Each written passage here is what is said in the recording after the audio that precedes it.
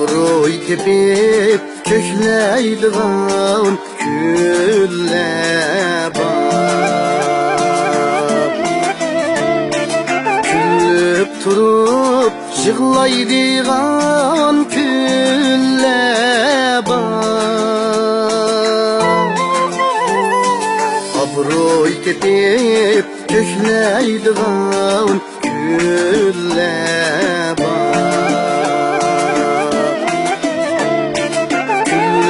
turup yığlaydiğin külle bak.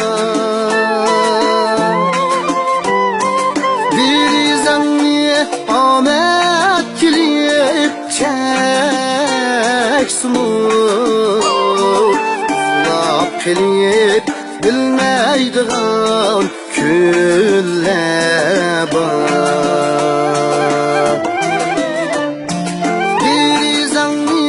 Amet kilip çeksin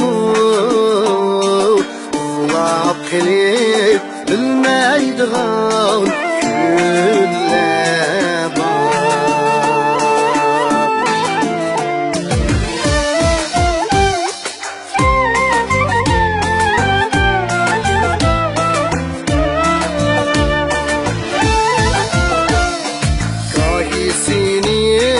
yoklap kiler halavet.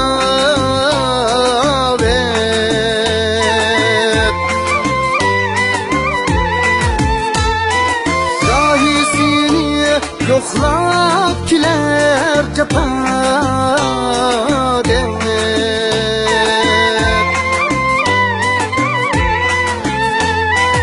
İhan bulup terip kalsam zarar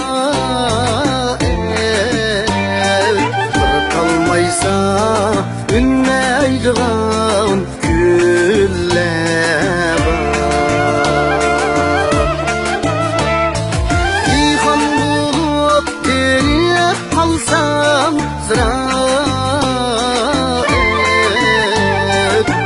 kalmaysa ünmeydiğin külle bak.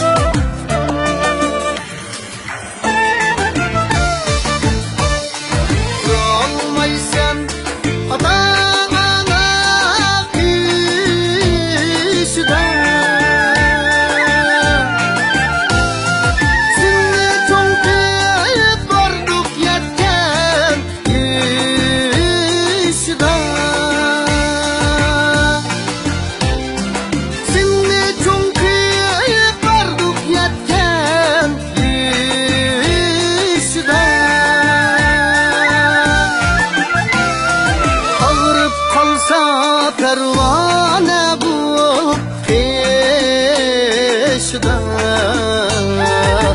Sündürüp dilleydiğin külle bak. Ağırıp kalsa pervane bu peşda